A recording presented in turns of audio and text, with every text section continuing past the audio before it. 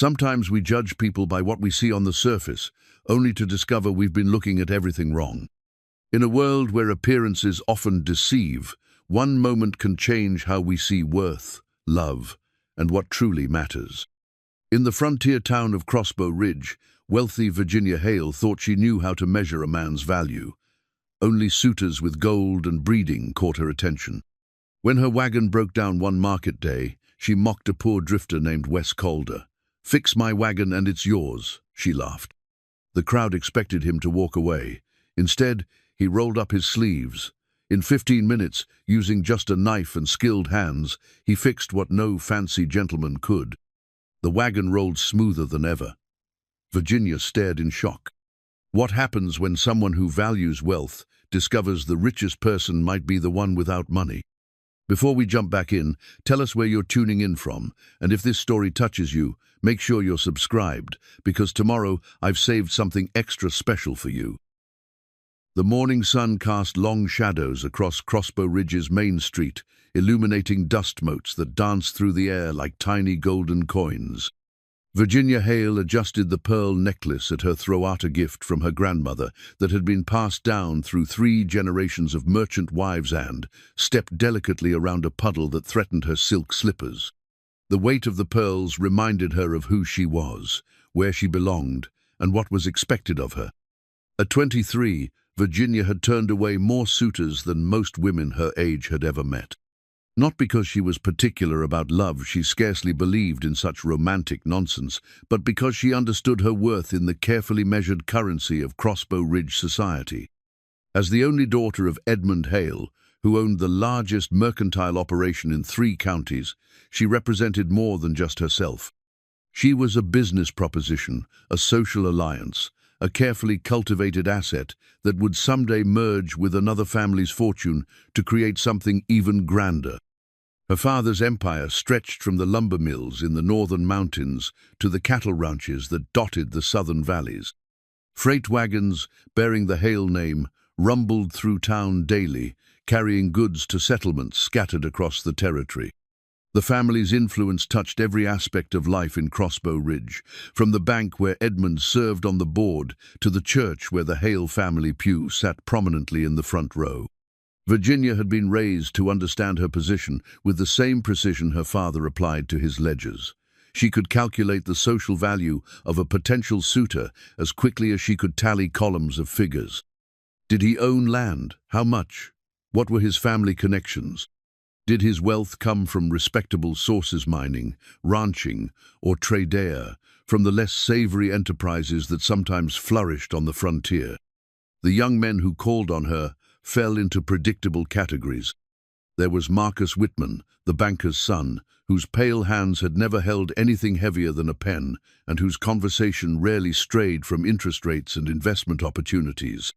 Then came Theodore Ashford, heir to a mining fortune, who spoke endlessly of his education back east and his plans to bring proper civilization to their rough territory. Both men possessed the requisite wealth and breeding, but Virginia found their company as stimulating as watching paint dry on barn siding. She had developed a reputation for her sharp tongue, though the townsfolk called it spirited when they were being charitable and difficult when they thought she couldn't hear. Virginia preferred to think of it as practical. Why waste time on pleasantries with men who bored her senseless? If they couldn't handle her honesty, they certainly couldn't handle being married to Edmund Hale's daughter. The truth was, Virginia had armored herself in expectations and social conventions because they provided a comfortable framework for her life.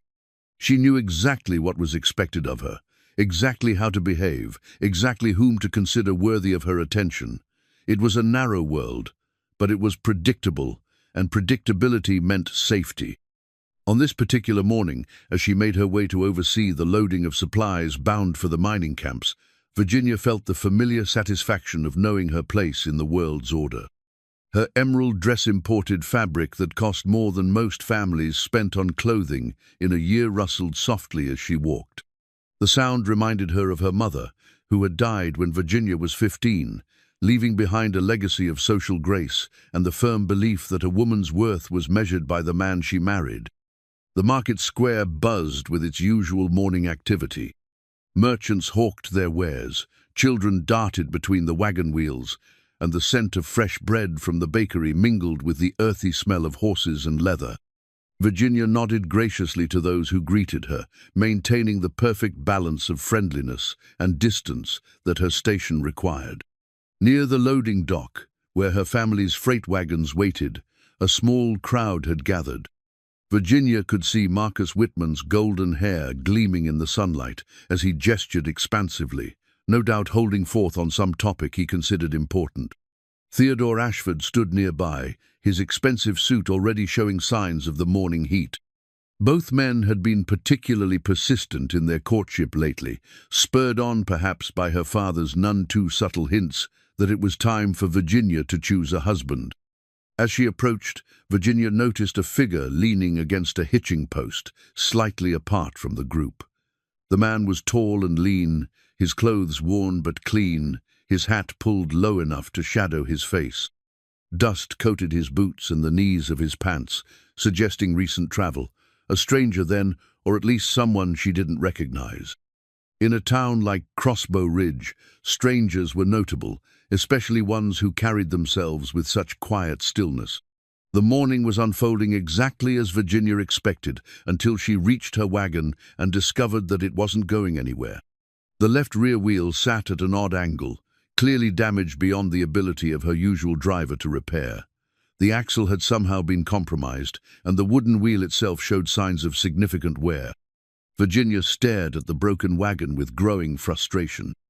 She had promised deliveries to 3 different mining camps today, and delays meant lost revenue, disappointed customers, and questions about the reliability of Hale operations. "Miss Hale," Marcus Whitman hurried to her side, his face flushed with the exertion of moving quickly in the morning heat. "I see you've encountered some difficulty. Perhaps I could arrange for one of my father's bank employees to assist you with alternative transportation." Virginia bit back her initial sharp response. Marcus meant well, but his solution involved bureaucracy and delay when what she needed was immediate action. "Thank you, Marcus, but what I need is someone who can fix this wheel, not arrange a committee to discuss it." Theodore Ashford joined them, dabbing at his forehead with a monogrammed handkerchief. "Surely this is a matter for your employees to handle, Virginia. A lady shouldn't concern herself with such mechanical difficulties. Perhaps we could adjourn to the hotel for refreshments while arrangements are made." The suggestion that she retreat to feminine seclusion while others handled her business problems sparked Virginia's temper. She had been managing aspects of her father's operations since she was 16, and she understood every facet of the freight business, from loading procedures to route planning. The idea that she should hide in a hotel parlor while her competitors gained advantage made her jaw clench. "What I need," Virginia said, her voice carrying clearly across the small crowd that had gathered to watch the drama unfold, "is someone with the practical skills to solve a practical problem. Not someone who thinks the solution to a broken wheel is afternoon tea." Her words created a ripple of uncomfortable laughter from the assembled townspeople. Marcus and Theodore exchanged glances, both looking slightly offended but uncertain how to respond. Virginia felt a moment of satisfaction at having made her point, but the broken wagon remained broken, and her frustration continued to mount. It was then that the stranger straightened up from his position against the hitching post. He was older than Virginia had initially thought, perhaps 30, with dark hair that needed cutting and hands that showed the calluses and scars of someone who worked with tools and machinery. His clothes marked him as a drifter, someone without permanent employment or fixed address, exactly the sort of person Virginia would normally dismiss without a second thought. But something in his posture caught her attention. He moved with the confidence of a man who knew his capabilities, and his gaze as it swept over the damaged wagon was analytical rather than curious. When his eyes met hers briefly, Virginia saw intelligence there, and something else, a kind of patient assessment that made her suddenly aware of how she must appear to him. A well-dressed woman surrounded by useless men, faced with a problem none of them could solve. The moment stretched between them, charged with possibility and challenge. Virginia felt an unexpected impulse to test this quiet stranger, to see if his confidence was justified or merely the swagger of another man who promised more than he could deliver. What happened next would change everything, though in that moment, Virginia simply acted on impulse and growing irritation with the useless men around her. The stranger's name, she would later learn, was Wesley Calder, though most people called him Wes. He had arrived in Crossbow Ridge 3 days earlier, carrying everything he owned in a worn saddlebag and leading a horse that had seen better days but was clearly well cared for. Unlike the dandies who surrounded Virginia, Wes had spent the morning observing rather than talking, watching the rhythm of the town with the attention of someone who understood that survival often depended on reading situations correctly. He had noticed Virginia Hale immediately, not because of her beauty, though she was undeniably attractive, but because of the way she carried herself. There was authority in her bearing, a sense of purpose that distinguished her from the other well-dressed women who moved through the market like decorative butterflies. When he saw her examining the broken wagon with genuine frustration rather than helpless dismay, his assessment of her shifted from polite disinterest to something approaching respect. Wes had been a ranch foreman for 8 years before drought and economic pressures forced him onto the road. He understood machinery, animals, and the hard mathematics of making things work under difficult conditions. More importantly, he understood people, especially the type of people who talked loudly about their capabilities while demonstrating very little actual competence.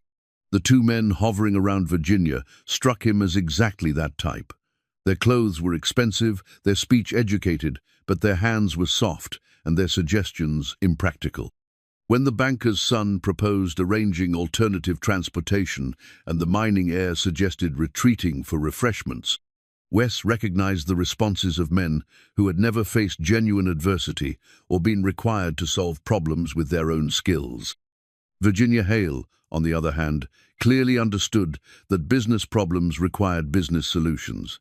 Her sharp dismissal of their suggestions revealed both intelligence and impatience with incompetence. Wes found himself curious about what she would do next, how she would handle the gap between needing help and being surrounded by people who couldn't provide it. The crowd around the wagon had grown as word of the breakdown spread through the market. In a small town, any disruption to routine became entertainment, and the sight of the wealthy Miss Hale faced with a practical problem drew spectators like moths to flame. Wes could see the calculation in their eyes, some hoped for drama, others for the satisfaction of watching privilege encounter the limitations of reality.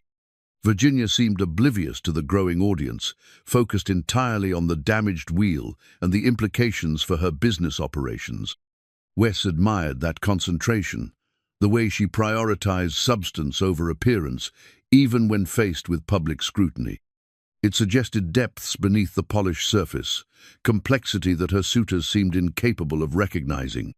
The morning heat was building, and the delay was costing Virginia money with each passing minute. The mining camps expected their supplies on schedule, and reputation in the freight business depended on reliability. Wes had seen similar situations destroy smaller operations when critical deliveries failed to arrive as promised. He also understood the social dynamics at play. As a drifter with no local connections or obvious resources, he occupied the lowest rung of Crossbow Ridge's social hierarchy. Any interaction with Virginia Hale would be scrutinized and judged, not just by her but by everyone watching. The smart thing would be to mind his own business, avoid drawing attention to himself, and let the situation resolve itself without his involvement. But Wes had never been particularly good at taking the safe path when he saw a problem he could solve. Besides, there was something about Virginia's obvious competence trapped by social expectations that bothered him.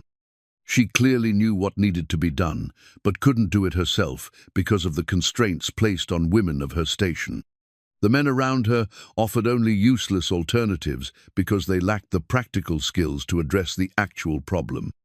It was a waste of resources, both human and material, and Wes had spent too many years watching waste lead to failure to ignore it now. He pushed himself away from the hitching post and approached the edge of the crowd, not intruding but positioning himself where he could get a better look at the damaged wheel. The problem was immediately obvious to someone with his experience. The axle pin had worked loose and needed to be reset, while the wheel itself required a temporary repair that would hold long enough for proper maintenance. The repair would take perhaps 20 minutes for someone who knew what he was doing, and the materials needed were simple enough to find in any well-equipped town. It was exactly the sort of practical problem that Virginia needed solved and that her useless suitors were incapable of addressing. Wes found himself making a decision that would complicate his life considerably, though he didn't fully understand that yet. All he knew was that watching competence trapped by incompetence offended his sense of how things ought to work, and he had never been good at walking away from problems he could fix. The morning sun climbed higher, the crowd grew larger, and Virginia's frustration became more obvious with each passing minute. Marcus Whitman and Theodore Ashford continued offering impractical solutions with increasing desperation, apparently recognizing that their inability to help was making them look foolish in front of the woman they were both courting. That was when Virginia's temper finally overflowed, and she made the challenge that would change both their lives forever. Standing beside her broken wagon, surrounded by useless men and growing spectacle, Virginia turned toward the watching crowd with the dangerous smile of someone who had reached the end of her patience. Her gaze swept across the assembled faces before settling on the quiet stranger leaning against the hitching post. "You there?" she called out, her voice carrying clearly across the morning air. "You look like someone who might actually know which end of a tool to hold." The crowd stirred with anticipation, sensing drama. Wes straightened, understanding that he was being drawn into something larger than a simple, mechanical problem. Virginia's challenge carried weight beyond its words. It was a test, a gamble, and possibly a mistake, all wrapped into one impulsive gesture. But it was also an opportunity, and Wes had learned long ago that opportunity rarely announced itself politely or arrived at convenient times. The challenge hung in the air like smoke from a gunshot, and every person in the market square held their breath, waiting to see what would happen next. Virginia's words had been spoken loud enough for the entire crowd to hear, and there was no taking them back now. She had publicly acknowledged the stranger, elevating him from invisible drifter to participant in the morning's drama. Wes felt the weight of dozens of eyes upon him as he straightened from his position against the hitching post. The leather tool belt around his waist, cracked and worn from years of hard use, suddenly felt heavier, more significant. He had carried these tools across 3 territories, through drought and prosperity, success and failure. They were extensions of his hands, as familiar as breathing, and right now they represented the difference between Virginia's continued humiliation and a solution to her problem. "Ma'am," Wes said, touching the brim of his hat in a gesture of respectful acknowledgement. His voice carried the quiet confidence of a man who knew his capabilities. "I might be able to help with that wheel." Virginia's eyes flashed with something between desperation and defiance. She was committed now, having made her challenge public, and backing down would only compound her embarrassment. "Help?" she repeated, her voice sharp with barely controlled frustration. "Everyone's been offering to help. What I need is someone who can actually fix it." The crowd stirred again, sensing the escalation. Marcus Whitman stepped forward, his face flushed with indignation. "Miss Hale, surely you don't intend to trust your property to a—" He gestured vaguely at Wes, his meaning clear, even if he was too well bred to finish the sentence. "To a what, Marcus?" Virginia's voice cut through the morning air like a blade. "Someone who might actually possess useful skills? Someone who doesn't think the solution to every problem is to form a committee or retreat to the hotel." Theodore Ashford cleared his throat nervously. "Virginia, perhaps we should consider the proprieties here. What will people think if you—" "What will people think?" Virginia's laugh was sharp and bitter. "They'll think I'm a woman who gets things done instead of standing around wringing her hands while her business suffers." The crowd had grown larger, drawn by the spectacle of the wealthy merchant's daughter publicly challenging social conventions. Wes could see the calculation in their faces, some delighted by the drama, others shocked by Virginia's breach of proper behavior. In a town like Crossbow Ridge, this conversation would be retold and analyzed for weeks. "Tell you what," Virginia said, her voice rising as her temper finally broke free of social constraints. She gestured toward the broken wagon with theatrical flourish. "You fix my wagon, and it's yours. Take it, sell it, burn it for firewood, I don't care. But if you can actually make it roll again in the next hour, it belongs to you." The offer was outrageous by any measure. The wagon alone was worth more than most workers earned in 6 months, and loaded with supplies bound for the mining camps, it represented a fortune to someone of Wes's apparent circumstances.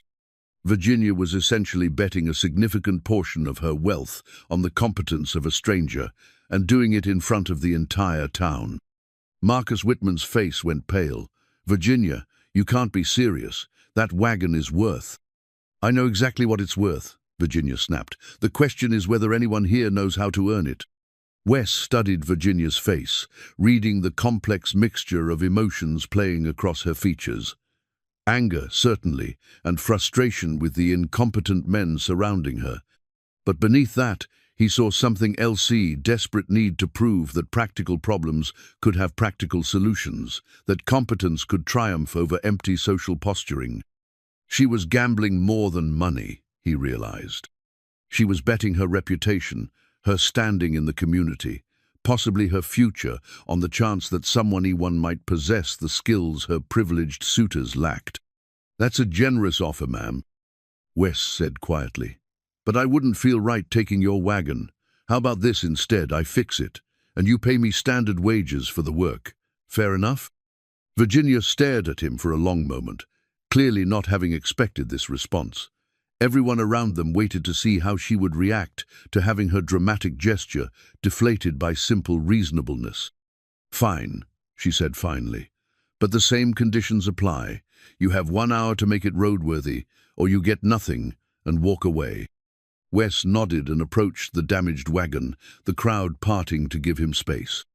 He knelt beside the broken wheel, running his hands over the axle and examining the damage with the methodical thoroughness of someone who understood that correct diagnosis was the first step toward effective repair. The problem was immediately clear to his experienced eye. The axle pin had worked loose due to worn securing hardware, allowing the wheel to shift out of alignment. The wheel itself showed stress damage, but was structurally sound. With the right approach and basic materials, it was entirely fixable. More importantly, it was fixable with tools and supplies readily available in any frontier town. Wes's tool belt contained most of what he needed, and the rest could be improvised or borrowed from nearby shops. "I'll need some pine stock about 2 inches thick," he said, standing and addressing Virginia directly, "and access to a forge for maybe 10 minutes. Virginia gestured toward the blacksmith shop across the square. "Samuel owes my family favors. Take whatever you need." As Wes walked toward the blacksmith shop, the crowd followed at a respectful distance, clearly unwilling to miss whatever happened next. Virginia remained beside her wagon, arms crossed, watching his every move with the intensity of someone whose entire future might depend on the next hour's events. The blacksmith, a massive man named Samuel Burke, looked up from his work as Wes approached. "You the fellow trying to fix Miss Hale's wagon?" "Yes, sir. I need to heat and reshape a pin, maybe forge a couple of brackets. Won't take long." Samuel studied Wes for a moment, taking in the worn clothes and weathered hands. "You know what you're doing, son." "I do." Something in Wes's quiet confidence must have convinced the blacksmith, because Samuel nodded toward his forge. "Help yourself. Iron stock's over there if you need it." For the next 40 minutes, Wes worked with the focused intensity of someone who understood that failure was not an option. He carved new securing blocks from pine, reshaped the axle pin at the forge, and fabricated replacement brackets with economical precision. His movements were deliberate and sure, each action building logically toward the solution. The crowd watched in fascination as the broken wagon gradually transformed under his skilled hands. Virginia stood closest, no longer trying to maintain social distance, openly studying his techniques with the sharp attention of someone who appreciated competence when she saw it. When Wes finally stood and dusted off his hands, the wagon sat level and solid, the repaired wheel as secure as the day it was built. He had finished with 15 minutes to spare. "Where would you like me to park it, Ma'am?" he asked, touching his hat brim again with that same quiet courtesy. Virginia stared at the repaired wagon, then at Wes, then back at the wagon. The silence stretched long enough to become uncomfortable, broken only by the whispered conversations of the watching crowd.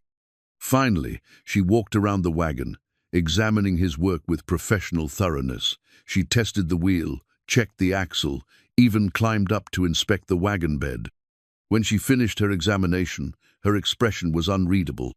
"It's better than it was before," she said quietly. "Stronger." Wes nodded. "Should serve you well for years, provided you maintain the hardware." The crowd began to disperse. The drama apparently concluded, but Virginia remained beside the wagon, studying Wes with new eyes. Everything she thought she understood about measuring a man's worth had just been challenged by 15 minutes of competent work. Marcus Whitman and Theodore Ashford had slipped away during the repair process, apparently recognizing that their continued presence would only emphasize their uselessness.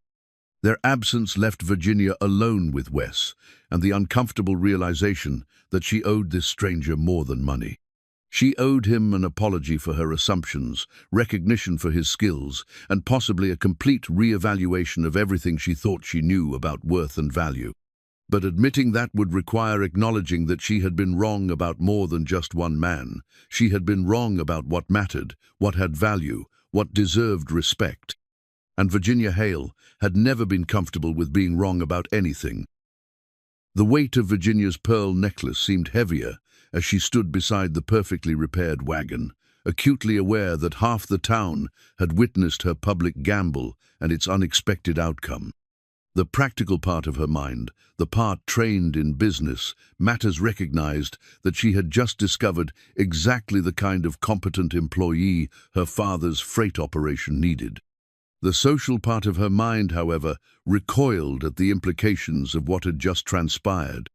She had publicly acknowledged a drifter, challenged him to prove his worth, and been forced to admit that he possessed skills none of her approved suitors could match. Worse, she had done it all in front of an audience that would spend the next week dissecting every word and gesture for gossip fodder.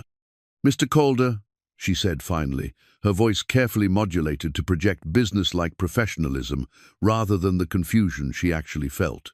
"I believe we should discuss terms." Wes had been preparing to take his leave, clearly recognizing the social awkwardness of the situation. Virginia's words stopped him mid-step, and he turned back with raised eyebrows. "Terms, ma'am?" "For employment." Virginia lifted her chin slightly, the gesture automatic whenever she felt uncertain. "You've demonstrated valuable skills, and my family's business can always use competent workers. I'm prepared to offer you regular freight hauling contracts." The offer surprised even Virginia herself. She had spoken impulsively, driven by some combination of gratitude, embarrassment, and genuine recognition of Wes's abilities. But once the words were spoken, she realized they made perfect business sense. Her father was always complaining about the difficulty of finding reliable drivers and mechanics for their expanding operations. Wes studied her face carefully, as if trying to determine whether the offer was genuine or simply an attempt to salvage her dignity after the morning's events. "That's generous, Miss Hale, but I'm not sure your family would approve of hiring a drifter based on one wagon repair." "My family approves of competence," Virginia replied firmly, though she wasn't entirely certain that was true. "Results matter more than pedigree in the freight business." Even as she spoke, Virginia could see the challenge this would present. Her father valued social connections and business relationships as much as practical skills. Hiring Wes would require explanation, justification, and probably considerable persuasion. But the alternative, pretending this morning's demonstration hadn't happened, seemed somehow worse. "I'll need to discuss this with my father, of course," she continued, already formulating arguments for Edmund Hale's practical nature. But if you're interested, I suggest you present yourself at our offices tomorrow morning. We're located above the main mercantile on Commerce Street. Wes nodded slowly. I appreciate the opportunity, Miss Hale. I'll be there. As he turned to go, Virginia felt an unexpected impulse to say something more, to acknowledge what had really happened here. But the words wouldn't come, and she watched him walk away with the same quiet confidence he had shown throughout the entire encounter. The remaining spectators drifted away, leaving Virginia alone with her repaired wagon and the uncomfortable realization that she had just complicated her life considerably. Hiring Wes Calder would require explaining her decision to her father, defending it to her social circle, and probably enduring considerable speculation about her motives. But as she climbed onto the wagon seat and felt the smooth, solid roll of the expertly repaired wheel, Virginia found herself looking forward to that conversation more than she had expected. The ride to her father's office gave her time to organize her arguments. Edmund Hale had built his fortune by recognizing value wherever he found it, and he understood the freight business well enough to appreciate genuine competence.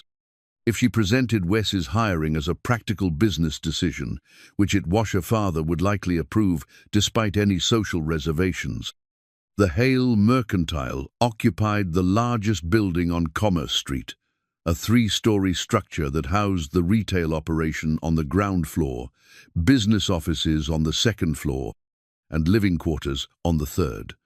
Virginia had grown up in those rooms above the store, learning to calculate profit margins before she learned to embroider, understanding supply chains before she understood poetry.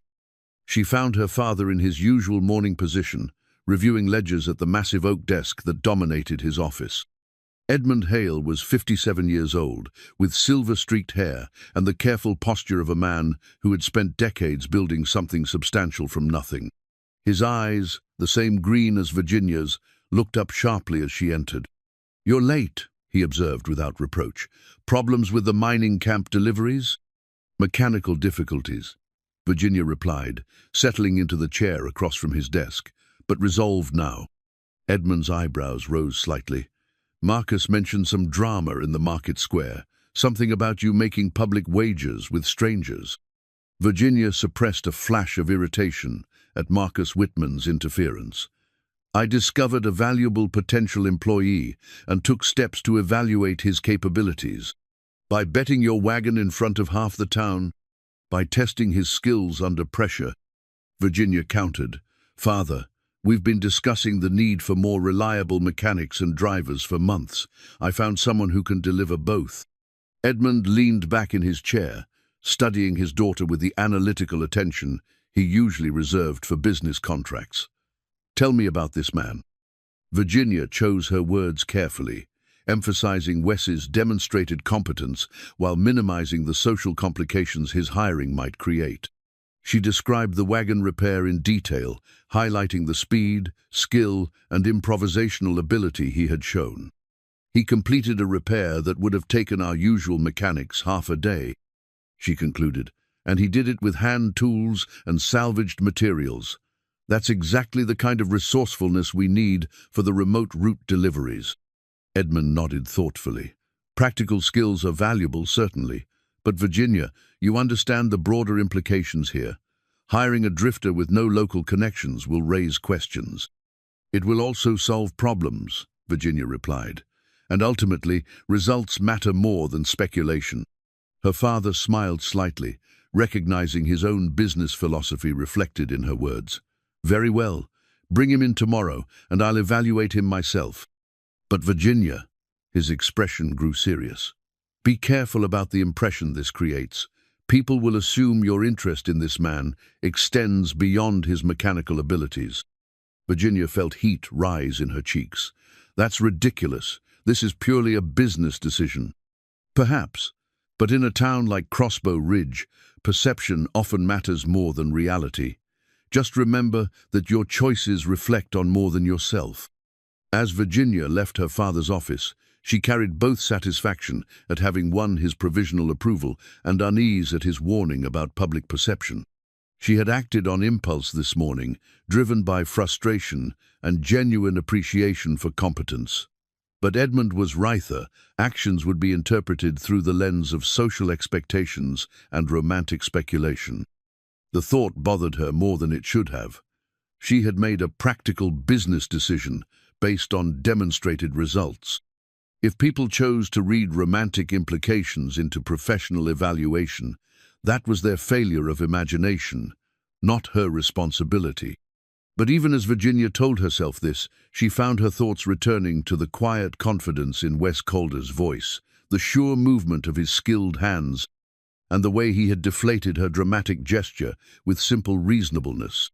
Perhaps her father's concerns weren't entirely misplaced after all. The afternoon passed in routine business activities, but Virginia found her concentration scattered. Every conversation seemed to circle back to the morning's events, as friends and business associates sought details about her encounter with the mysterious stranger. Virginia answered their questions with professional brevity, emphasizing the business aspects of her decision while deflecting speculation about personal motives. By evening, she was exhausted from the constant need to defend and explain her choices.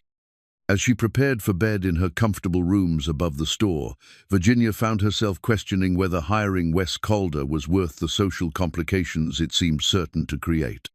But then she remembered the smooth roll of the repaired wagon, the methodical precision of his work, and the quiet dignity with which he had handled her public challenge. Whatever social difficulties might arise, she had found exactly what her father's business needed: someone who could solve problems rather than create them. Tomorrow would bring its own challenges, but tonight, Virginia allowed herself to feel satisfied with a decision well made, whatever the consequences might prove to be. The leather-bound ledger book lay open on Edmund Hale's desk, like a testament to 3 decades of careful business building. Each entry represented a calculated risk, a successful venture, or a lesson learned through expensive experience. As Virginia sat across from her father the next morning, she could see him mentally adding Wes Calder's potential employment to those pages, another decision that would either strengthen or compromise the Hale family legacy. "Before you bring this man in," Edmund said, turning a page in his ledger with deliberate care, "there are matters we need to discuss. Marcus Whitman's father paid me a visit last evening." Virginia's stomach tightened. The elder Whitman controlled the largest bank in the territory, and his opinion carried considerable weight in Crossbow Ridge's business community. "And?" "He expressed concern about your judgment. Specifically, your tendency to make impulsive decisions that could affect your marriage prospects." Edmund's voice remained neutral, but Virginia caught the warning beneath his words. "He suggested that a formal engagement might help stabilize your reputation." The suggestion hit Virginia like a physical blow. Marriage to Marcus Whitman would solve her father's concerns about social propriety and business alliances, but it would also trap her in a life of suffocating predictability. Marcus was competent enough at banking procedures, but he lacked imagination, humor, or any quality that might make their inevitable conversations interesting. "Father, surely you're not considering arranging my marriage based on bankers' gossip about yesterday's wagon repair?" Edmund closed the ledger and studied his daughter with the same careful attention he gave to complex contracts. "I'm considering the reality that your behavior is attracting attention, not all of it favorable." Before Virginia could respond, a knock at the office door interrupted their conversation. Edmund's clerk announced that Wesley Calder had arrived for his appointment. Virginia felt her pulse quicken as her father instructed that Wes be shown in. Wes entered the office with the same quiet confidence he had displayed the previous day, though Virginia noticed that he had made efforts to improve his appearance. His clothes were clean and pressed, his hair neatly trimmed, and his boots freshly polished. The changes were subtle but significant. They showed respect for the opportunity without attempting to disguise his working-class origins. "Mr. Calder," Edmund rose and extended his hand in greeting. "Virginia tells me you possess useful skills." "I try to be helpful, sir." Wes's handshake was firm but not aggressive, and he met Edmund's appraising gaze steadily. "I understand you might have work for someone with my experience." For the next 20 minutes, Edmund conducted the most thorough job interview Virginia had ever witnessed. He questioned Wes about his background, his experience with freight operations, his knowledge of routes and schedules, and his understanding of the practical challenges facing territorial commerce. Wes answered each question with concise competence, demonstrating knowledge that went far beyond simple mechanical skills. He understood supply chain logistics, seasonal variations in demand, and the delicate balance between speed and safety that governed profitable freight operations. Most impressively, he offered suggestions for improving efficiency without being asked. The northern mining camps could be served more effectively with smaller, more frequent deliveries, Wes observed when Edmund mentioned scheduling difficulties. Heavy loads, slow travel time, and increase wear on equipment. Better to run light loads twice weekly than struggle with overloaded wagons once. Virginia watched her father's expression shift from skeptical evaluation to genuine interest as Wes continued demonstrating practical wisdom gained through hard experience. This wasn't just a skilled mechanic, this was someone who understood the freight business from multiple perspectives and could contribute to its improvement. Your suggestions have merit, Edmund admitted. What would you expect in terms of compensation? Standard wages for the work performed, Wes replied. I'm not looking for charity, just the opportunity to prove my worth. Edmund nodded approvingly. In his world, people who asked for opportunity rather than guarantees were more likely to succeed. Very well. Virginia will assign you initial routes and evaluate your performance. If you prove reliable, we'll discuss more permanent arrangements. As Wes left the office with instructions to report to the freight yard the following morning, Virginia felt a mixture of satisfaction and apprehension. She had successfully advocated for his hiring, but now his performance would reflect directly on her judgment. He's more capable than I expected, Edmund observed once they were alone. But Virginia, his competence doesn't address the social complications his presence might create. What social complications? He's an employee, nothing more. Edmund's expression suggested he wasn't entirely convinced by her protest. Just remember that perception shapes reality in matters of business and reputation. Be careful how you manage this situation. That afternoon, Virginia found herself defending her decision yet again when Theodore Ashford appeared at the mercantile, ostensibly to purchase supplies, but clearly seeking information about her morning's activities. I heard you've hired that drifter who fixed your wagon, Theodore said, his tone carefully neutral. Quite an unusual decision. It's a business decision based on demonstrated competence, Virginia replied, focusing on the inventory ledger to avoid meeting his eyes. My father values practical skills. Of course, though I hope you're being careful about the impression this creates. People are beginning to talk. Virginia looked up sharply. Talk about what exactly? Theodore's discomfort was obvious, but he pressed forward with the dogged persistence of someone who believed his concerns were justified. About your fascination with this man. Virginia, I understand the appeal of competence, but you must consider how your attention appears to others. The accusation stung because it contained enough truth to be uncomfortable. Virginia had found herself thinking about Wes Calder more than strictly necessary, replaying their brief conversations and wondering about his background. But that was natural curiosity about a new employee, nothing more. My attention is focused on business efficiency, she said firmly.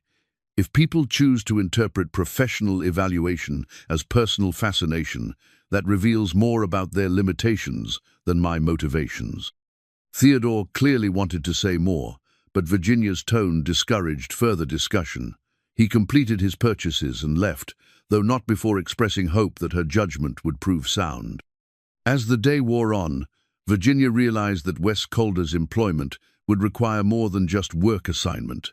It would require careful management of social perceptions and potential conflicts. Her father was right about the complications his presence might create. But when she thought about the smooth efficiency of his wagon repair, the thoughtful insights he had offered during his interview, and the quiet dignity with which he had handled every interaction, Virginia found herself looking forward to working with someone who solved problems rather than creating them.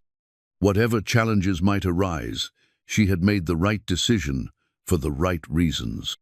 If Crossbow Ridge society chose to complicate that with romantic speculation and social disapproval, she would handle those problems as they emerged. The alternative surrounding herself only with incompetent but socially approved men like Marcus and Theodore seemed far worse than dealing with gossip about her professional choices. Evening found Virginia in her rooms above the store, reviewing route schedules and cargo manifests for Wes's initial assignments. She had decided to start him with shorter local deliveries where his performance could be easily monitored and any problems quickly addressed. As she worked, Virginia realized she was genuinely excited about having a competent employee to work with. For too long, she had been surrounded by people who either couldn't understand her business concerns or couldn't contribute meaningfully to solving them. Tomorrow would bring new challenges, but for the first time in months, Virginia felt optimistic about her ability to handle whatever complications might arise. She had found exactly what her father's business needed, someone who understood that results mattered more than appearances. The rest, she told herself firmly, was just small-town gossip that would fade once people saw the practical benefits of her decision. The small wooden horse fit perfectly in Virginia's palm, its surface smooth from careful sanding and detailed with intricate carved mane and delicate features that spoke of hours of patient work. She had discovered it quite by accident, left on a freight dock after Wes had departed from his morning deliveries. When she asked around, old Samuel at the blacksmith shop mentioned that the drifter had given it to his grandson, a shy boy of 7, who had been admiring Wes's horse during a delivery stop. "Carved it right there while we loaded the wagon," Samuel had explained, his weathered face creasing into an approving smile. "Boy's been carrying it everywhere since. Takes real patience to do work that fine." Virginia turned the little horse over in her hands, studying the careful attention to detail in something created purely as a gift for a child. It spoke to a gentleness in Wes Calder that complicated her understanding of him even further. She had hired him for his mechanical competence, but each day revealed additional layers to his character that challenged her assumptions about drifters, working men, and the relationship between social position and personal worth. Over the past 2 weeks, Wes had proven himself invaluable to the Hale freight operations. His deliveries were always punctual, his cargo handling careful and secure, and his mechanical innovations had increased efficiency across multiple routes. More importantly, he had begun earning respect from other drivers and dock workersmen who typically viewed outsiders with suspicion but recognized genuine competence when they saw it. Virginia found herself looking forward to his daily reports, partly because they provided useful business intelligence, but increasingly because she enjoyed their brief conversations. Wes had a way of observing details that others missed: which merchants were struggling financially, which routes were becoming dangerous due to increased bandit activity, which communities needed supplies they couldn't afford to request. "The settlement at Pine Creek is having troubles," he had mentioned during yesterday's report. "Saw signs of sickness among the children, and their usual orders are down by half. Might be worth checking if they need credit terms or medical supplies." His observation had led to a profitable arrangement, providing medicine on delayed payment terms, helping the settlement while creating future business for the Hale operation. Virginia was beginning to understand that Wes possessed not just mechanical skills, but genuine business insight gained through careful observation and practical experience. But her growing appreciation for his abilities was creating exactly the social complications her father had warned against. The situation came to a head when Charlotte Morrison, her closest friend among Crossbow Ridge's social elite, paid an unexpected visit to the mercantile. Charlotte was the judge's daughter, a woman whose opinions carried significant weight in determining social acceptability, and her expression suggested she had come with a specific purpose. "Virginia, dear, I feel I must speak frankly about your recent associations," Charlotte began without preamble. "People are talking, and not kindly." Virginia set down the inventory list she had been reviewing and gave Charlotte her full attention. "What exactly are people saying?" That you're showing unseemly interest in that drifter you hired, that you seek him out for conversations that go well beyond business necessity, that you defend him against criticism with suspicious passion. Charlotte's voice carried the gentle firmness of someone delivering necessary but unwelcome truth. People are beginning to question your judgment. My judgment has been vindicated by results, Virginia replied carefully. Mr. Calder has improved our operations considerably. I'm sure he's competent at whatever it is he does, Charlotte said dismissively. But Virginia, competence isn't the issue here. Propriety is. You're an unmarried woman of good family, and your behavior with this man is creating speculation that could damage your reputation permanently. Virginia felt a familiar flash of irritation at the suggestion that professional interactions with a male employee somehow compromised her virtue. Charlotte, I work in my family's business. I interact with male employees daily. How is Mr. Calder different? Because you don't look at other employees the way you look at him, Charlotte replied bluntly. Because you don't defend other employees with such passion when people question their presence. Because other employees don't make you smile the way he does. The accusation hit closer to home than Virginia wanted to admit.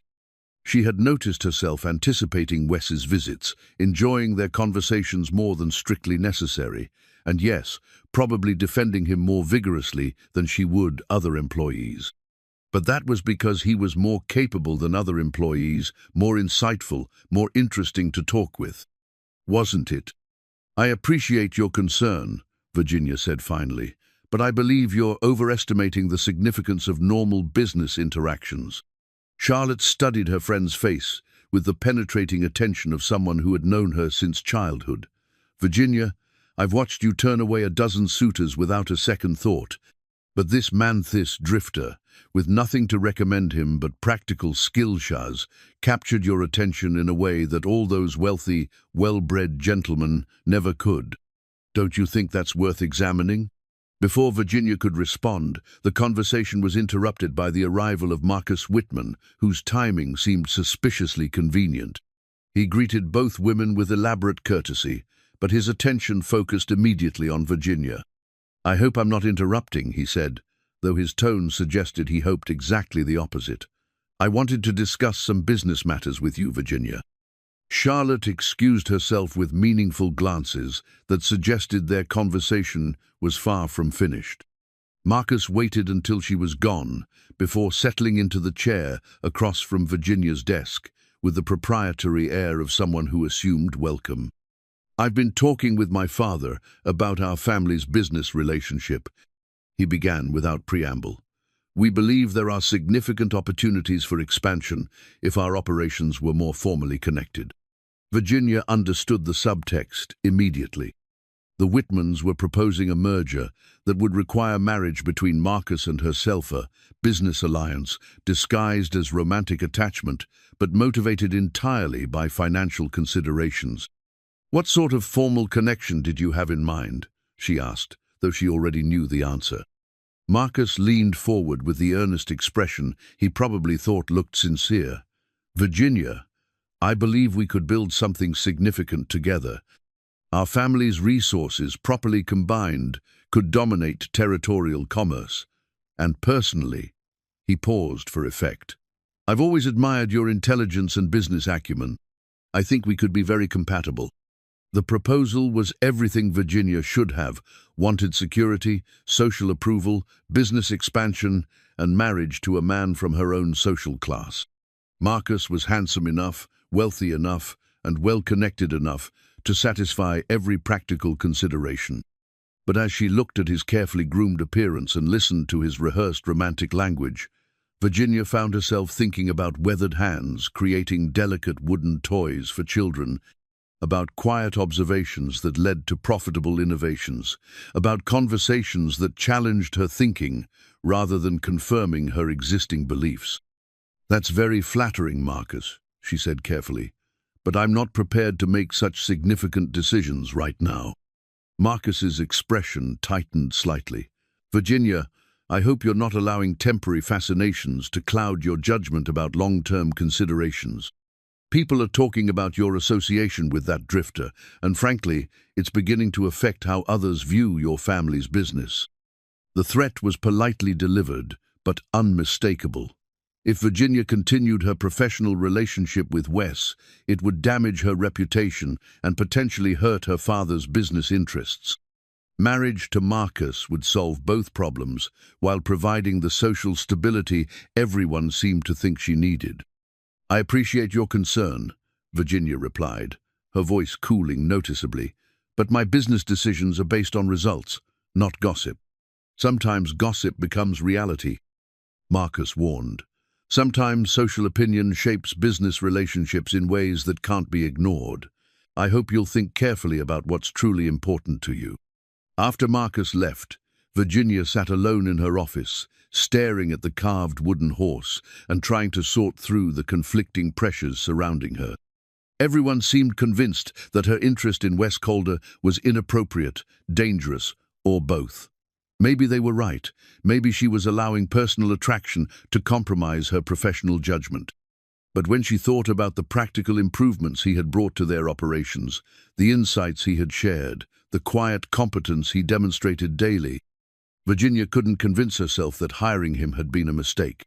The problem wasn't Wes Calder's capabilities, it was other people's assumptions about why she valued those capabilities. And increasingly, Virginia was beginning to suspect that those assumptions might not be entirely wrong.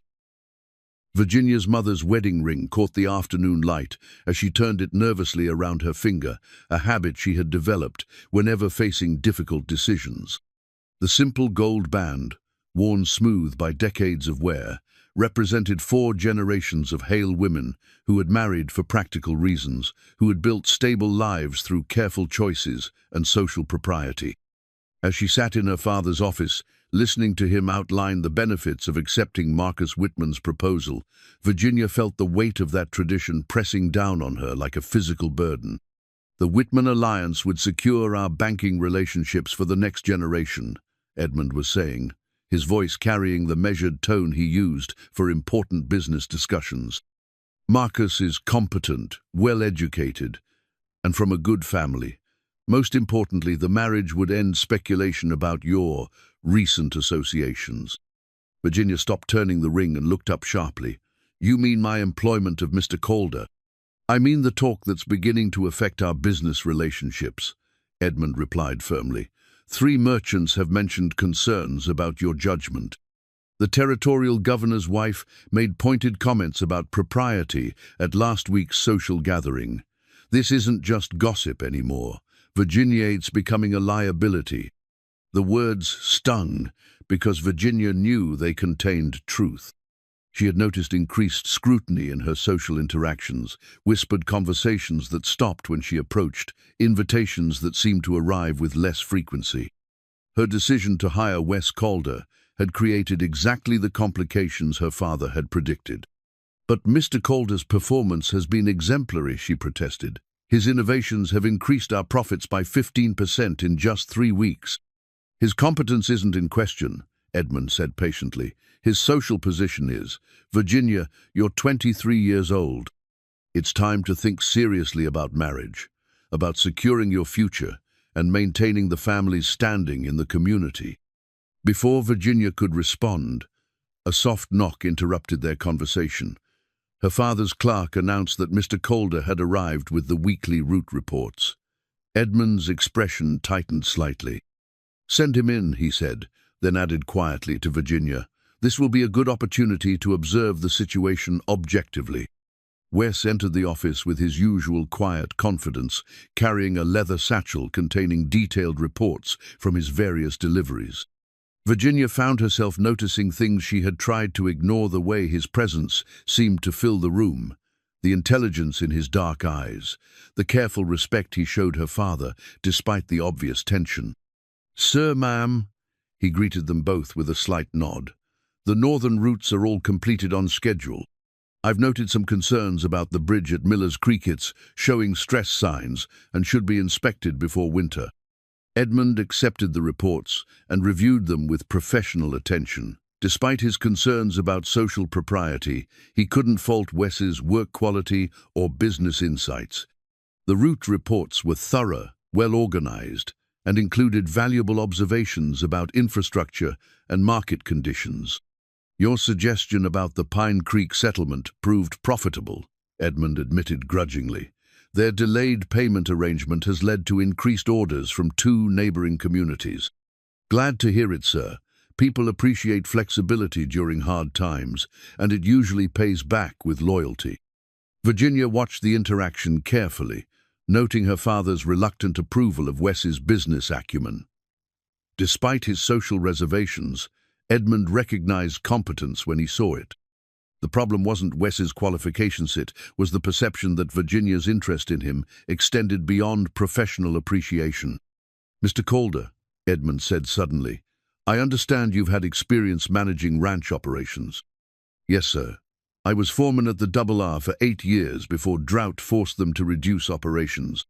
"Why didn't you seek similar positions elsewhere?" Wes was quiet for a moment, and Virginia sensed he was choosing his words carefully. "The drought affected most ranches in the region. Those still operating had to keep their existing crews. I decided to try different work rather than displace men with families to support." The answer revealed character that went beyond simple job qualifications. Wes had chosen hardship for himself rather than taking positions from others who needed them more desperately. It was exactly the kind of principled decision that impressed Virginia and worried her father. After Wes left, Edmund turned to his daughter with an expression that mixed admiration and concern. "He's an impressive man, I'll grant you that. But Virginia, that only makes the situation more dangerous." "Dangerous, father? What are you talking about?" "I'm talking about the way you look at him, the way your voice changes when you discuss his work, the way you defend him against criticism." Edmund's voice grew gentle but firm. "Virginia, you're falling in love with him." The accusation hung in the air between them like smoke from a gunshot. Virginia felt her cheeks flush as she tried to formulate a denial, but the words wouldn't come. Was she falling in love with Wes Calder? The possibility terrified her because it would complicate everything she had planned for her life. "Even if that were true," she said finally, "it wouldn't change the fact that he's valuable to our business." "It would change everything," Edmund replied. "Virginia, I've built this business over 30 years. I've seen how personal feelings can destroy professional judgment, how emotional decisions can bankrupt entire operations. You can't afford to let attraction cloud your thinking. So you want me to marry Marcus Whitman to avoid the risk of making emotional decisions?" "I want you to marry Marcus Whitman because it's the practical choice. Because it secures your future, protects the business, and maintains the family's position in society." Edmund's voice carried the weight of accumulated wisdom and hard experience. "Love is a luxury, Virginia. Security is a necessity." That evening, Virginia walked through Crossbow Ridge's quiet streets, trying to sort through the conflicting pressures surrounding her. The town looked peaceful in the twilight, with warm light spilling from windows and the sound of families sharing dinner conversations. It was a good life, a stable life, built on careful choices and social conventions. But as she passed the boarding house where Wes rented a simple room, Virginia found herself wondering what conversations might be taking place behind those windows. What thoughts occupied his mind during the quiet evening hours? What dreams he carried for his future? She had always assumed that her path was predetermined: marriage to an appropriate man, continuation of the family business, maintenance of social position and financial security. But now, for the first time, she was questioning whether that predetermined path would lead to happiness or merely to the appearance of success. The next morning brought news that forced Virginia to confront her feelings more directly. Charlotte Morrison arrived at the Mercantile with information that changed everything. "I've heard from reliable sources that your father is planning to announce your engagement to Marcus Whitman at the harvest celebration," Charlotte said without preamble. "Virginia, if you have objections to this marriage, you need to voice them now." Virginia felt her stomach drop. The harvest celebration was only 2 weeks away, and it would be attended by everyone of importance in the territory. An engagement announced at such a public event would be nearly impossible to retract without enormous social consequences. My father mentioned the possibility, Virginia said carefully, but no decisions have been made. According to Martha Whitman, decisions have been made. She's already planning the wedding for next spring. Charlotte studied her friend's face with concern. Virginia, if you're going to object, you need to do it before this becomes public knowledge. After Charlotte left, Virginia sat alone in her office, staring at her mother's wedding ring and trying to imagine herself married to Marcus Whitman. The future stretched before her like a well-mapped route, comfortable, predictable, and utterly without the spark of genuine connection she had begun to crave. But the alternative, following her heart toward a man whose social position could never match her own, seemed equally impossible. Society would never accept such a match. Her father would likely disown her, and she would be trading security for an uncertain future based on feelings she wasn't even sure she understood. The choice before her was becoming clearer and more terrifying with each passing day. Soon, she would have to decide between the life she was expected to live and the life she was beginning to want, between duty and desire, between security and the possibility of genuine happiness. And time was running out to make that choice.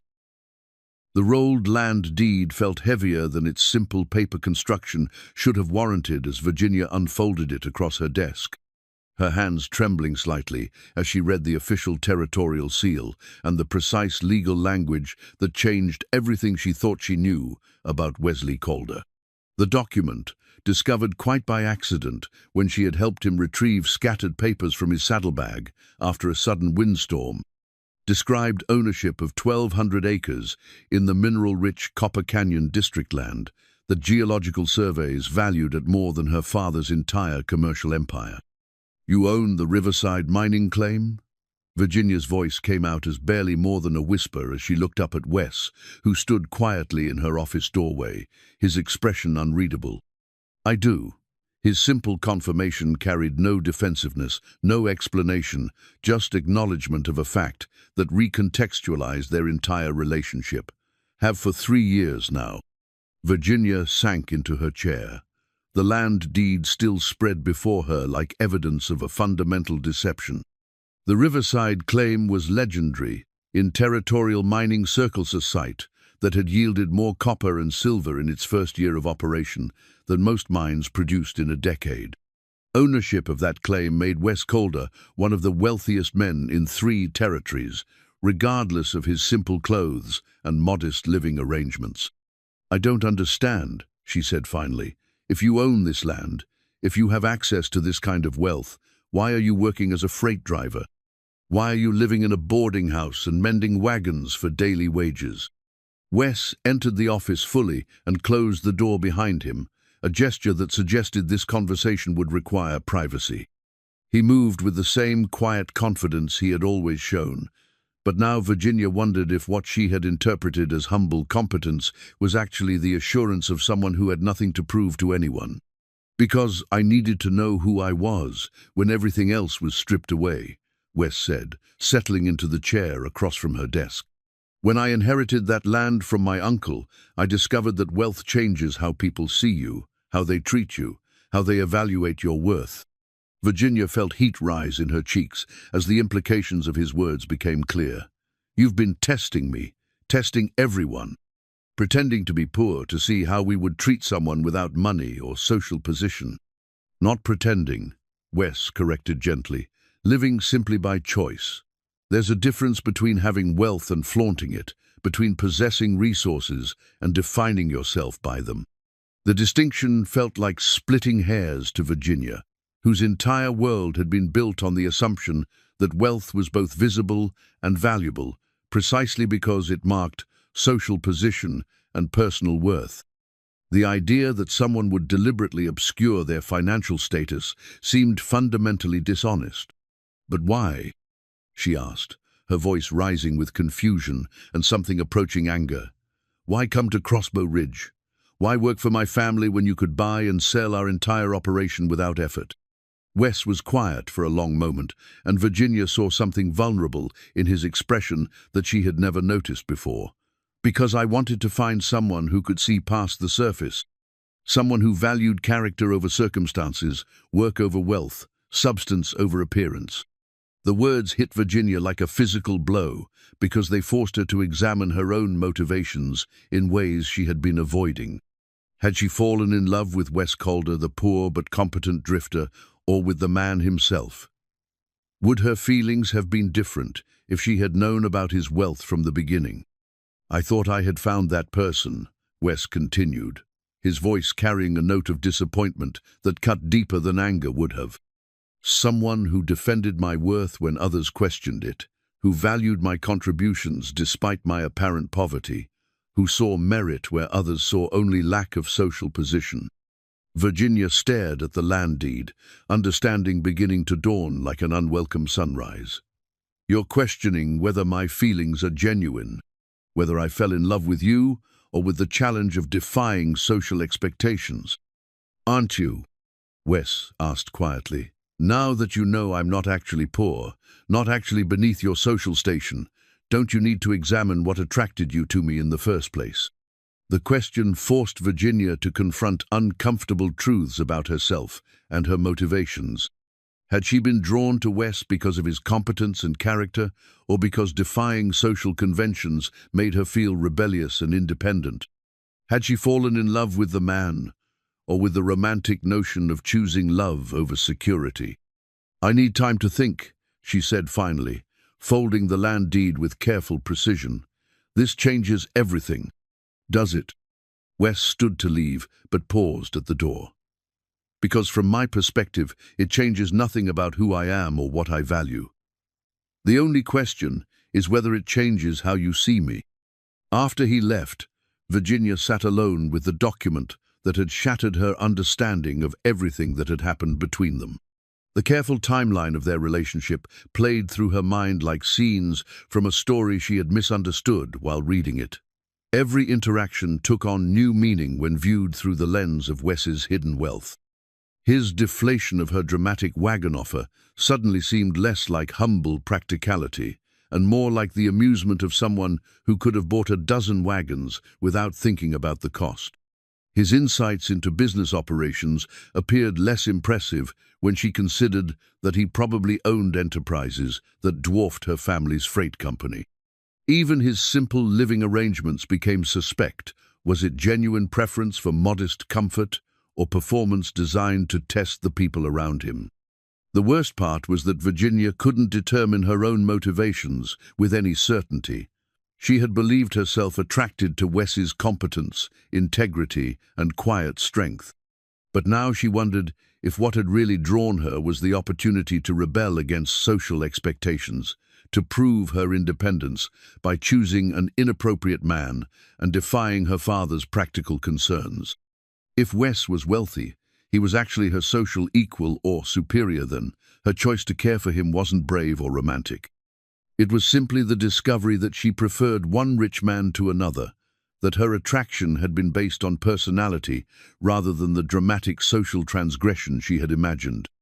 The realization left Virginia feeling foolish and uncertain about everything she thought she had learned about herself over the past month. Had she grown and changed, or had she simply been playing at rebellion while remaining fundamentally the same shallow person who measured worth by social position? A knock at her office door interrupted her brooding. Edmund Hale entered with the grim expression of someone bearing unwelcome news. "Virginia, we need to discuss the situation with Mr. Calder," he began without preamble. "I've received some disturbing information about his background." Virginia's stomach tightened. Had her father discovered Wes's true financial status? What kind of information? "It seems our competent drifter isn't what he appears to be. According to territorial records, Wesley Calder owns significant mining properties in the Copper Canyon district, properties worth more than our entire business." Edmund's revelation confirmed what Virginia had just learned, but hearing it from her father made the deception seem even more significant. "How did you discover this?" Marcus Whitman's father had him investigated when the man's competence became too notable to ignore. Wealthy men don't usually take employment as freight drivers unless they're hiding something or playing some kind of game. Virginia felt trapped between loyalty to Wes and honesty with her father. Perhaps he has good reasons for his choices. Perhaps he's been making fools of all of us, Edmund replied grimly. Virginia, this man has been deceiving us about his true circumstances from the day he arrived. What else might he be lying about? The question hung in the air like an accusation. Virginia realized that Wes's hidden wealth didn't just complicate her feelings, it called into question everything she thought she knew about his character. A man who could lie so convincingly about something so fundamental might be capable of other deceptions as well. I want him dismissed, Edmund continued. Immediately. We don't need employees who can't be trusted to tell the truth about basic facts. Father, his work performance has been exemplary. Whatever his reasons for concealing his wealth, he's proven his value to our operations. His work performance is irrelevant if his character is questionable, Edmund replied firmly. Virginia, I'm beginning to suspect that your judgment regarding this man has been compromised from the beginning. As Virginia tried to formulate arguments for keeping Wes employed, despite his deception, she realized that her father was probably right. Her judgment had been compromised, but not in the way Edmund suspected. She had fallen in love with an idea rather than a person, with a romantic notion rather than reality. The question now was what to do with that painful knowledge, and whether there was any way to salvage something genuine from a relationship built on misunderstanding and hidden truths. The diamond engagement ring from Marcus Whitman sat in its velvet-lined box on Virginia's dressing table like a beautiful trap, catching the morning light and casting rainbow fragments across the walls of her bedroom. She had accepted the ring 3 days ago in a moment of confusion and hurt pride, driven by her father's pressure and her own uncertainty about Wes's deception. Now, with the harvest celebration only hours away and the public announcement of her engagement scheduled for that evening, Virginia felt the weight of her decision pressing down on her like a physical burden. The ring represented everything she had been raised to want: security, social position, alliance with a respectable family, and continuation of the comfortable life she had always known. Marcus had presented it with appropriate ceremony, speaking earnestly of their future together and the business advantages their marriage would create. Her father had beamed with satisfaction, and the entire Whitman family had welcomed her with enthusiasm that felt genuine, if not particularly warm. It should have been the culmination of a perfectly planned life, the logical conclusion to years of careful social positioning and practical decision-making. Instead, Virginia felt like she was preparing for her own funeral. The past week had been a whirlwind of wedding preparations, congratulations from friends and business associates, and consultations with seamstresses about her trousseau.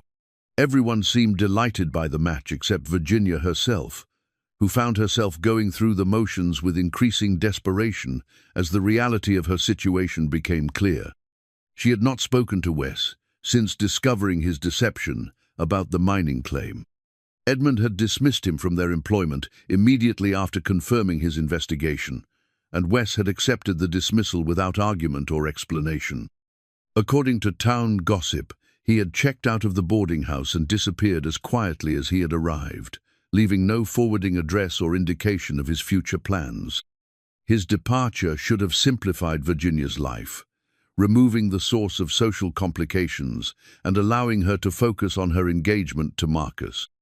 Instead, his absence felt like a wound that refused to heal, a constant reminder of possibilities she had chosen to abandon. Virginia picked up the engagement ring and slipped it onto her finger, studying the way it looked against her skin. The diamond was flawless and expensive, exactly the sort of ring a woman in her position should wear. But as she stared at its perfect sparkle, all she could think about was a simple wooden horse carved with patient skill for a child who had nothing. A soft knock at her bedroom door interrupted her brooding. "Virginia, dear?" Charlotte Morrison's voice carried unusual hesitancy. "May I come in?" Virginia quickly closed the ring box and called for Charlotte to enter. Her friend appeared in the doorway, looking uncharacteristically serious, as if bearing news she wasn't sure how to deliver. "I hope I'm not intruding," Charlotte began, settling into the chair beside Virginia's dressing table. "But there's something I feel you should know before tonight's celebration." Virginia's stomach tightened with apprehension. "What is it?" "I've heard from several sources that Wesley Calder never actually left Crossbow Ridge. He's been staying at the old Patterson cabin, about 5 miles north of town, apparently conducting some kind of business related to his mining interests." The news hit Virginia like cold water. She had assumed Wes was long gone, had built her resignation to marrying Marcus partly on the belief that the alternative had literally disappeared.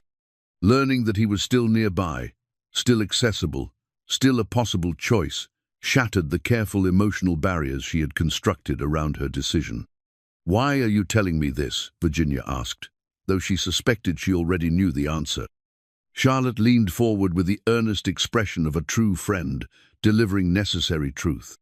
"Because I've watched you for the past week, and you look like a woman preparing for execution rather than marriage. Because I've known you since we were children, and I've never seen you so miserable while making a supposedly practical decision." Virginia turned away from Charlotte's penetrating gaze, unable to meet her friend's eyes, while maintaining her pretense of satisfaction with her engagement. "Marcus is a good man.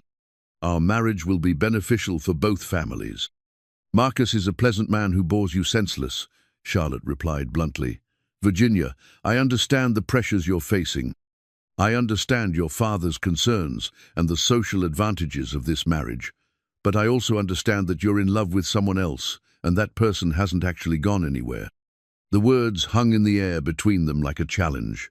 Virginia felt tears prick at her eyes as she realized that Charlotte saw through her careful facade with the clarity that only genuine friendship could provide. "It's not that simple," Virginia said finally. "Wes deceived me about his circumstances. I don't even know if my feelings for him were based on reality or fantasy." "Then perhaps it's time to find out," Charlotte suggested gently, "before you commit to a life that will never satisfy you." After Charlotte left, Virginia stood at her bedroom window, staring out at the rolling hills that surrounded Crossbow Ridge. Somewhere among those hills, Wes Calder was conducting business that probably involved more wealth and influence than her father had accumulated in 30 years of careful empire building. The knowledge should have made her feel foolish for pitying his apparent poverty, but instead it made her question everything she thought she understood about worth and value. The afternoon passed in a blur of final preparations for the evening's celebration. Virginia's dress, an elaborate creation of silk and lace that had cost more than most families spent on clothing, in a year hung from her wardrobe like a costume for a role she wasn't sure she wanted to play. The engagement announcement had been carefully prepared, the guest list meticulously organized, and the social machinery of Crossbow Ridge set in motion to celebrate a union that would strengthen business alliances and maintain social order. As evening approached, Virginia found herself thinking about the moment when her engagement would be announced publicly, making retreat impossible without enormous social and financial consequences. Her father had invested considerable resources in this celebration. The Whitman family had made their enthusiasm known throughout the territory, and backing out now would create scandals that could damage both families for years. But as she began the process of dressing for what might be the most important evening of her life, Virginia realized that she was preparing to make a choice that would define her entire future. Once the engagement was announced publicly, she would be committed to a path that led inevitably to marriage with Marcus, to a life of comfortable respectability, to the gradual suffocation of every passionate feeling she had discovered in herself over the past month. The alternative, following her heart toward a man who had deceived her about fundamental facts, who might not even want her now that his deception had been discovered, seemed equally impossible. Even if Wes still cared for her, even if his feelings had been genuine despite his hidden wealth, choosing him would require abandoning everything she had been raised to value. As Virginia looked at herself in the mirror, dressed in silk and diamonds, and preparing to accept a life that felt like a beautiful prison, she realized that the choice before her wasn't really between two men. It was between two versions of herself, the dutiful daughter who made practical decisions based on social expectations, and the woman who had discovered that genuine connection mattered more than security. The harvest celebration would begin in 2 hours. Her engagement would be announced before midnight. And sometime between now and then, Virginia would have to decide which version of herself she wanted to be for the rest of her life. The clock on her dressing table ticked steadily toward the moment when choice would become impossible, and Virginia found herself thinking about wooden horses, broken wagons, and the quiet voice that had asked whether wealth changed who someone really was. Perhaps it was time to find out if love could survive the discovery that everything she thought she knew had been wrong from the beginning. Perhaps it was time to discover whether she was brave enough to choose authentic feeling over social safety.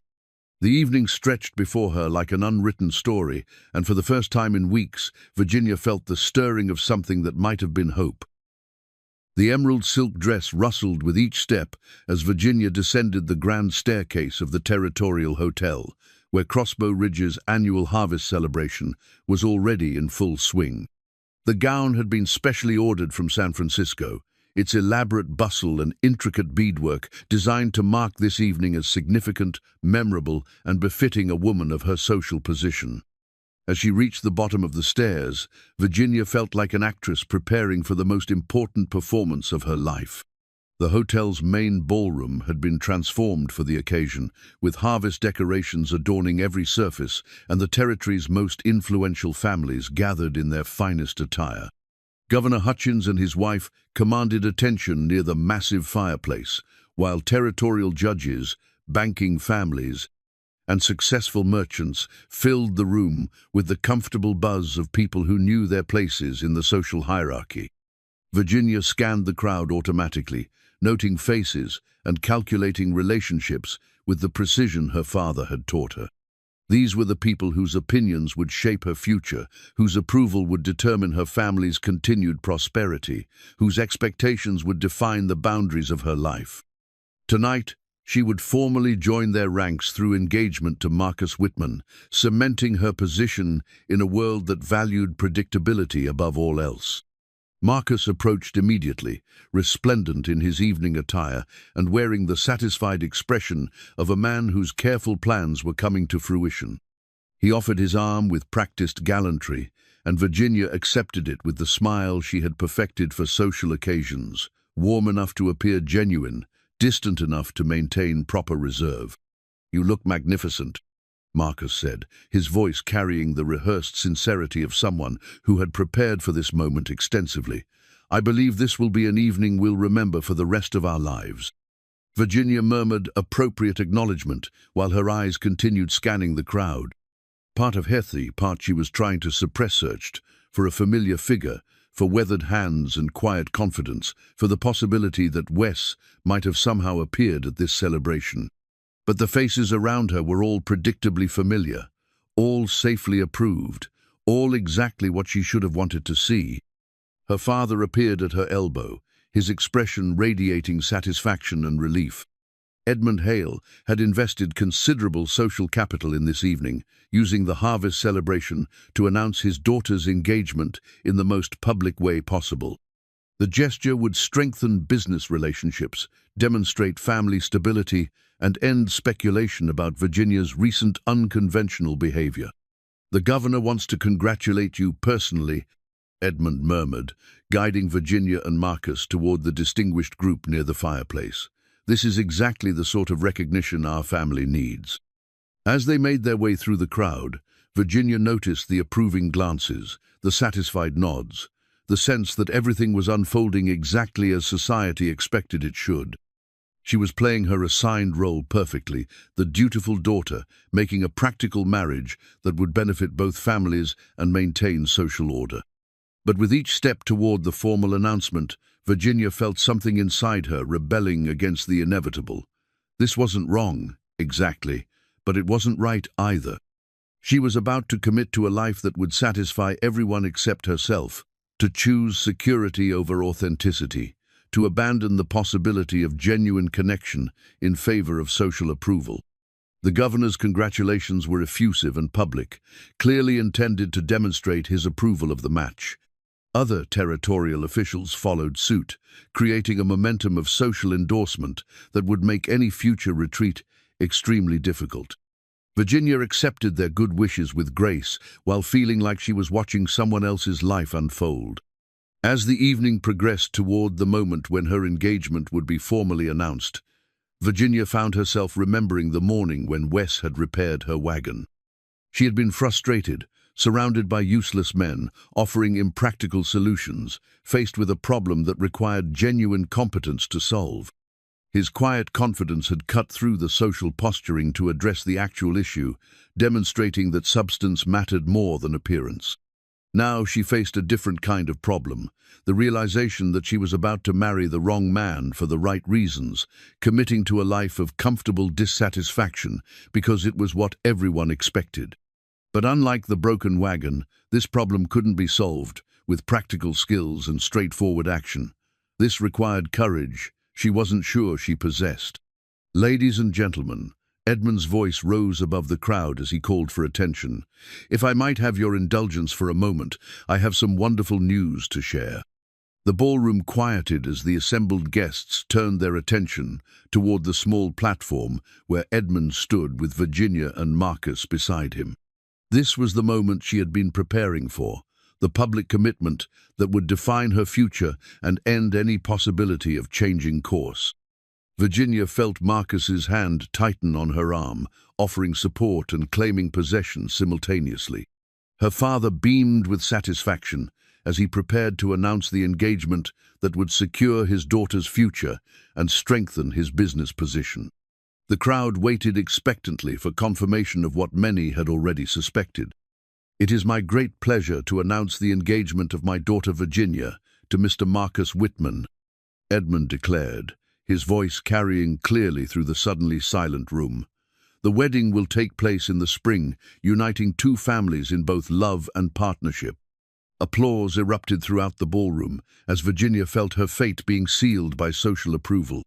She smiled and accepted congratulations while Marcus displayed the engagement ring to those close enough to admire its size and quality. Everything was proceeding exactly as planned, exactly as society expected, exactly as her practical education had prepared her to want. But as the celebration swirled around her, Virginia realized that she felt nothing, no joy, no satisfaction, no sense of completion. She was going through the motions of happiness, while her heart remained completely detached from the proceedings. Then, through the crowd of well-wishers and the din of congratulations, Virginia heard a voice that made her blood freeze. "Congratulations, Miss Hale. I hope you'll be very happy." She turned toward the familiar voice and found herself staring into the dark eyes of Wesley Calder, who stood at the edge of the crowd looking exactly as he had the day she met. Him-worn clothes, weathered hands, and the quiet confidence that had initially drawn her attention. His presence at the harvest celebration seemed impossible, given his apparent departure from Crossbow Ridge and his lack of social connections to the gathered elite. But there he was, offering polite congratulations with a slight smile that didn't reach his eyes, watching her commit to a life that would forever exclude the possibility of choosing him instead. The world seemed to slow as Virginia stared at Wes, her mind racing to understand how he had appeared at this celebration when she thought he was gone forever. The polite congratulations on his lips carried no warmth, and his dark eyes held a sadness that cut through her carefully constructed composure like a blade through silk. Around them, the celebration continued, but Virginia felt as if she and Wes existed in a bubble of tense silence amid the noise and revelry. Marcus's grip on her arm tightened possessively as he noticed her attention fixed on the intruder. "Virginia, who is this man? How did he gain admission to a private celebration?" Before Virginia could respond, Wes reached into his coat pocket and withdrew an elegant invitation bearing the territorial seal. "I was invited by Governor Hutchins himself, as a courtesy to my business interests in the territory, Wesley Calder, owner of Riverside Mining Operations." The introduction sent a ripple of recognition through the nearby guests. Several territorial officials stepped forward with expressions of interest and respect, clearly familiar with the reputation and wealth associated with the Riverside claims. Virginia watched in fascination as the same people who would have dismissed Wes as a vagrant now offered him deference appropriate to his actual financial status. Marcus's face went pale as he realized he was confronting not a dismissed employee, but one of the territory's wealthiest men. "Mr. Calder, we weren't aware of your presence this evening." "I don't make a habit of announcing myself," Wes replied quietly, his gaze still fixed on Virginia. "I prefer to let my actions speak rather than my reputation."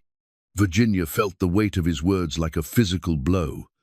Throughout their entire relationship, Wes had demonstrated his worth through competence and character, while she had judged him by appearance and social position.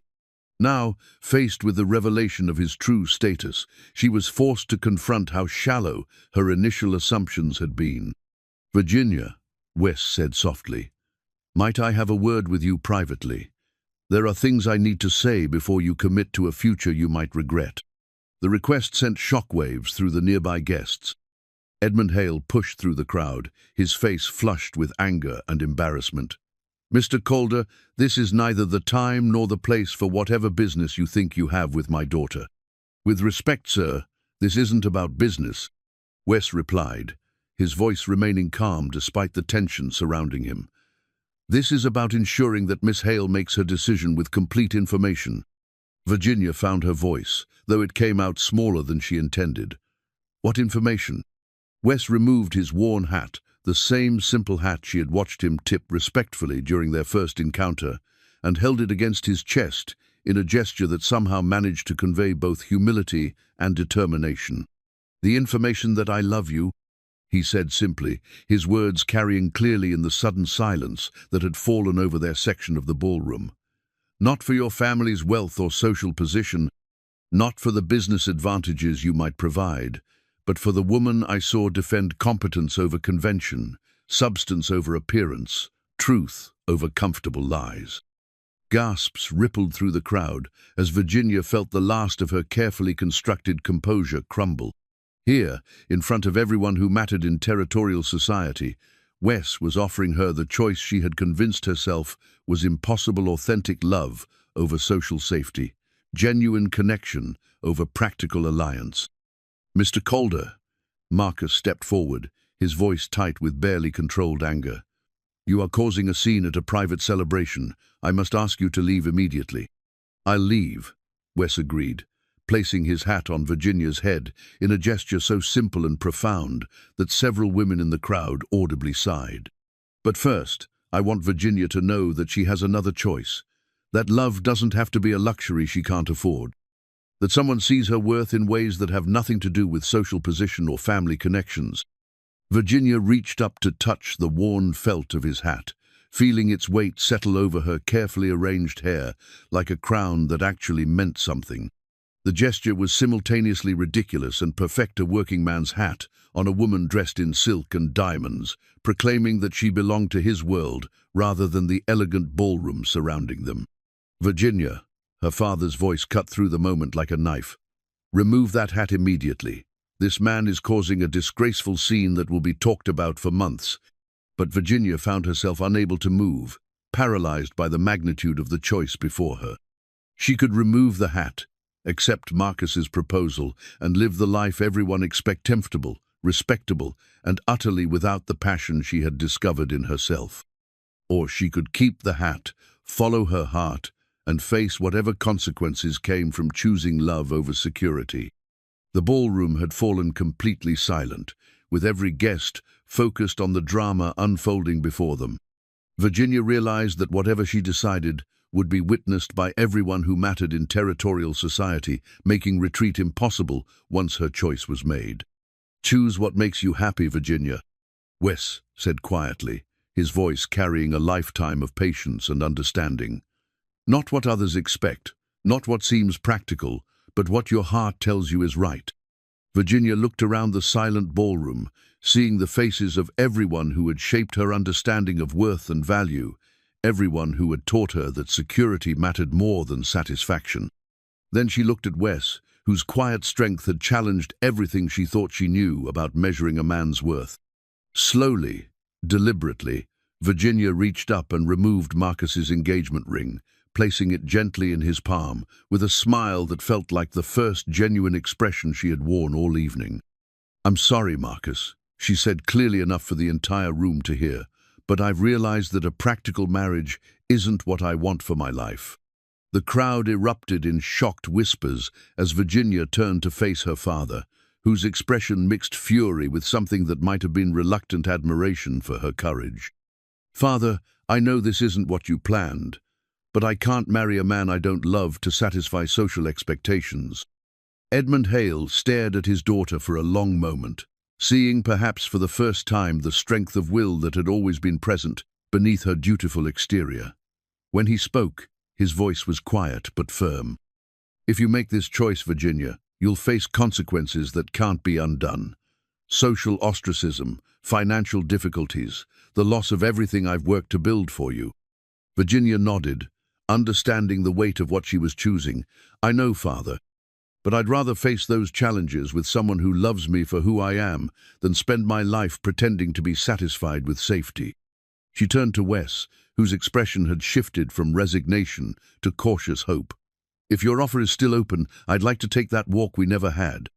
To talk about wooden horses and broken wagons, and whether two people can build something real together." Wes stepped forward and offered his arm with the same quiet confidence she had admired from their first meeting. "It would be my honor, Miss Hale." As they walked toward the ballroom exit together, Virginia heard the explosion of shocked conversation behind them, but she found she didn't care. For the first time in her life, she was choosing what she wanted rather than what others expected, following her heart rather than social convention. The worn hat on her head felt like the most valuable thing she had ever worn. 2 years later, Virginia Calder stood beside the new freight wagon she and Wes had designed together, watching their joint crew load supplies, bound for the growing mining settlements scattered throughout the territory. The wagon bore the distinctive marks of their collaborative effort, Wes's practical engineering combined with Virginia's understanding of efficient cargo organization, creating a vehicle that could handle rough terrain while maximizing payload capacity. The morning sun cast the same golden light across Crossbow Ridge's main street that had illuminated her dramatic choice at the harvest celebration, but everything else had changed in ways both subtle and profound. Virginia wore practical clothing suited for business travel rather than silk gowns, designed to impress society gatherings. Her hands showed the calluses that came from actual work, rather than the soft smoothness of privileged leisure. Most significantly, her expression carried the satisfaction of someone who had discovered authentic purpose, rather than the careful composure of someone playing an assigned role. "Mrs. Calder," called Samuel Burke from his blacksmith shop, "that new axle design is holding up beautifully. Haven't seen a single failure in 6 months of heavy use."